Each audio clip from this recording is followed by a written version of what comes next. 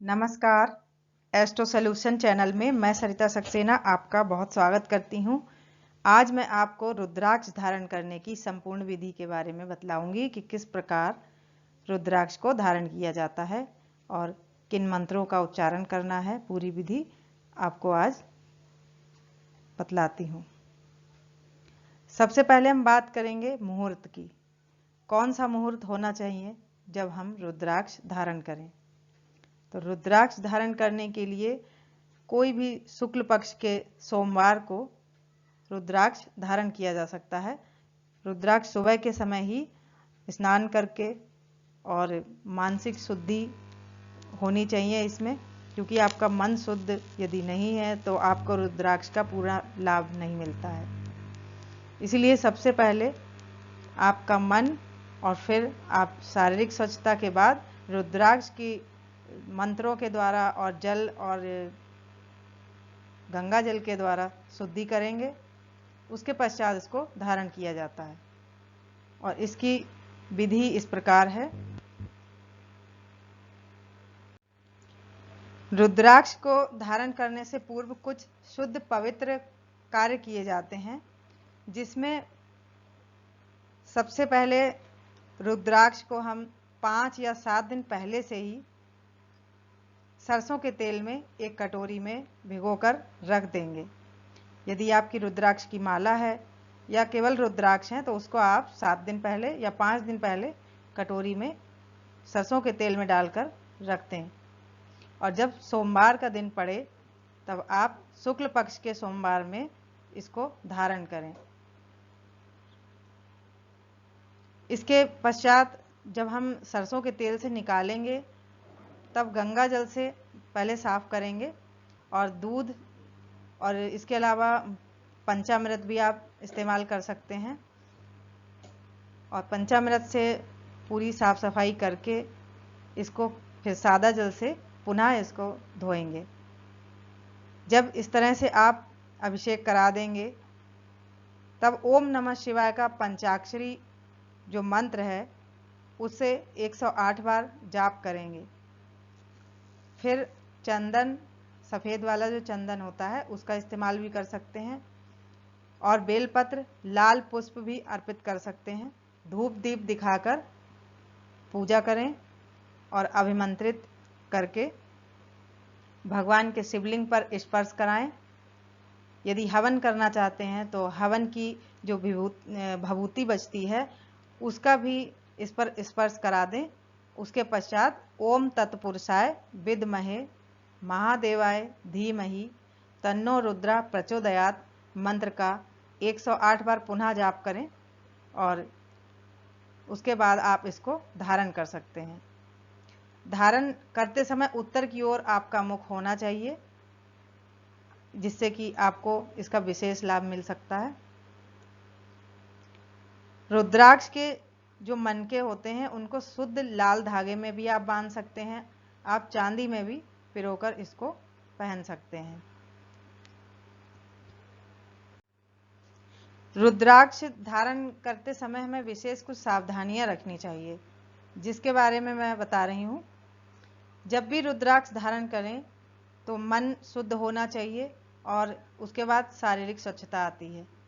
और तीसरी बात है कि आप सात्विक जरूर रहें। यदि सात्विकता नहीं है तो आपका रुद्राक्ष धारण करने से कोई फायदा नहीं है, उसके कोई भी लाभ आपको नहीं मिलेंगे। तामसिक पदार्थों से दूर रहें। मांस, मदिरा, प्याज, लहसुन इन सब का त्याग करके यदि पहनते हैं तो आपका जो भी रुद्राक्ष धारण किया है उसका पूर्ण लाभ आपको मिलने लगता है। रुद्राक्ष को पवित्र मन से और पवित्र विचारों के साथ पहनने से संपूर्ण लाभ मिल जाता है। और एक विशेष बात यह है कि जो माला आप पहनते हैं उससे कभी भी आपको जाप नहीं करना है और जिस माला से आप जाप करते हैं उस माला को कभी धारण ना करें। किसी दूसरे की माला से भी आपको जाप नहीं करना है और किसी पड़ोस से लाकर या किसी की इस्तेमाल करी हुई माला आपके लिए शुभ नहीं रहेगी या उसका कम फल मिलेगा। इसलिए दूसरों की माला से भी जाप नहीं करना चाहिए। यदि आप इस तरह से रुद्राक्ष धारण करते हैं तो आपको इसका पूर्ण लाभ मिलेगा और भूत प्रेत बाधा, ग्रह बाधा, मानसिक अशांति, इस तरह की जो भी परेशानियां होती हैं उनसे भी छुटकारा मिलता है और रोग निवारण भी होता है। यदि रोग प्रतिरोधक क्षमता कमजोर पड़ रही है तो आपके अंदर ऊर्जा बनने लगती है। जब आप इस तरह से माला धारण करते हैं रुद्राक्ष की, अभिमंत्रित करके विधि विधान से, तो इसका पूर्ण लाभ आपको स्वास्थ्य के लिए भी मिलता है। जैसे लकवा होना, मधुमेह होना, हेमरेज, ब्रेन हेमरेज जैसी समस्याएं भी इससे दूर होती हैं। एक विशेष बात और बताती हूँ, कई तरह की मालाएं होती हैं, जैसे कि 108 दाने की माला रुद्राक्ष की होती है, 30 दाने की होती है, इस तरह से 27, 25, 54 इस तरह की मालाओं का हम इस्तेमाल करते हैं। तो इन मालाओं का हमें इस्तेमाल करते समय क्या लाभ मिलता है, इस बारे में विशेष जानकारी होनी चाहिए जिससे कि हम इसका पूर्ण लाभ उठा सकें। तो सबसे पहले हम बात करेंगे 108 दाने की जो रुद्राक्ष की माला है उससे हमें क्या लाभ होता है।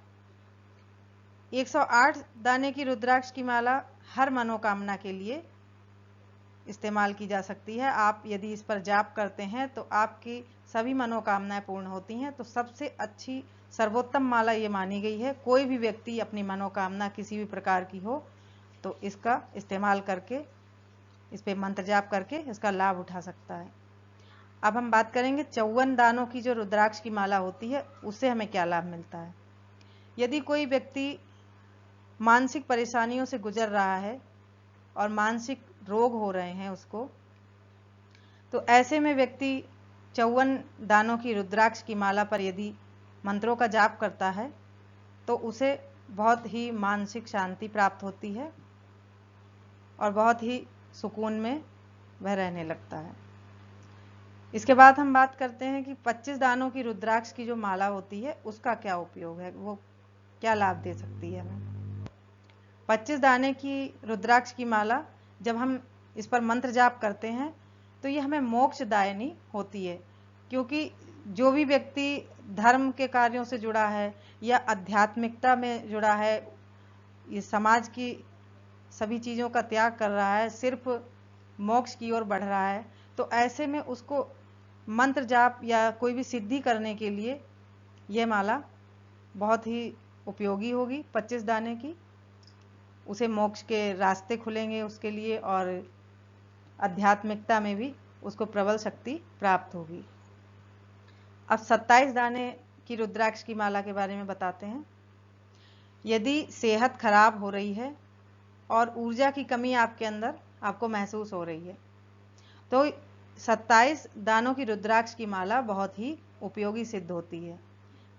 इस पर यदि मंत्रों का जाप किया जाए तो शारीरिक ऊर्जा बढ़ती है और व्यक्ति का शारीरिक विकास होता है, बीमारियां इनसे दूर भाग जाती हैं, व्यक्ति बहुत ही सुकून की और अच्छे स्वास्थ्य की जिंदगी पा सकता है।